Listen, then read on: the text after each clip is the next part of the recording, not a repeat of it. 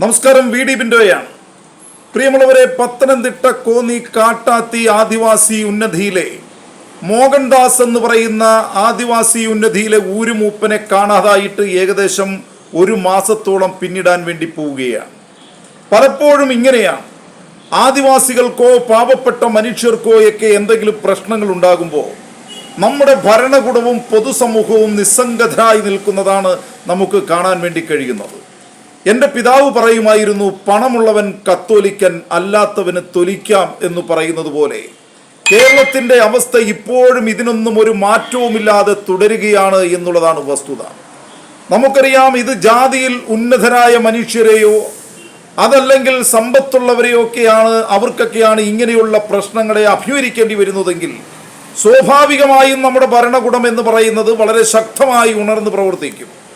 എന്നാൽ പാവപ്പെട്ട മനുഷ്യർക്ക്, ആദിവാസികൾക്ക്, അങ്ങനെയുള്ള ആളുകൾക്കൊക്കെ ഇത്തരം പ്രശ്നങ്ങൾ ഉണ്ടാകുമ്പോൾ പൊതുസമൂഹവും ഭരണകൂടവും നിസ്സംഗതമായ മനോഭാവമാണ് പുലർത്തുന്നത് എന്നുള്ളതാണ് വസ്തുത.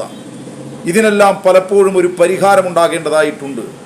നമുക്കറിയാം, കേരളത്തിലെ ആദിവാസികളിൽ ഇന്നും പോഷകാഹാരം കിട്ടാത്ത എത്രയോ കുഞ്ഞുങ്ങൾ പിടഞ്ഞു വീണു മരിക്കുന്നുണ്ട് എന്നുള്ളതൊരു യാഥാർത്ഥ്യമാണ്.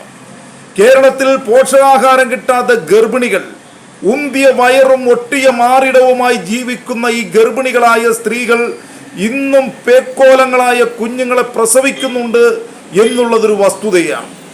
നമ്മുടെ മെഡിക്കൽ സാങ്കേതിക വിദ്യ ഇത്രമാത്രം വികസിച്ചിട്ടും എന്തുകൊണ്ടാണ് ആദിവാസികൾക്ക് മാത്രം പിടിപെടുന്ന രോഗത്തിൻ്റെ പേര് അജ്ഞാത രോഗമെന്നാവുന്നത് എന്ന് പൊതുസമൂഹം ചിന്തിക്കേണ്ടതായിട്ടുണ്ട്.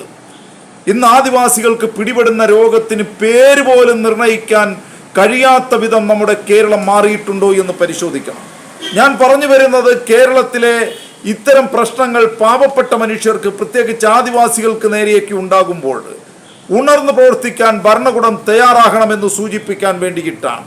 ഇനിയെങ്കിലും അടിയന്തര പ്രാധാന്യത്തോടുകൂടി ഈ മൂപ്പനെ, ആദിവാസി മൂപ്പനായ മോഹൻദാസ് എന്ന് പറയുന്ന കാട്ടാത്തി ആദിവാസി ഊരുമൂപ്പനെ കണ്ടെത്താൻ അടിയന്തരമായി സർക്കാർ നടപടി സ്വീകരിക്കണം എന്ന് പറയാൻ ആഗ്രഹിക്കുന്നു. നന്ദി.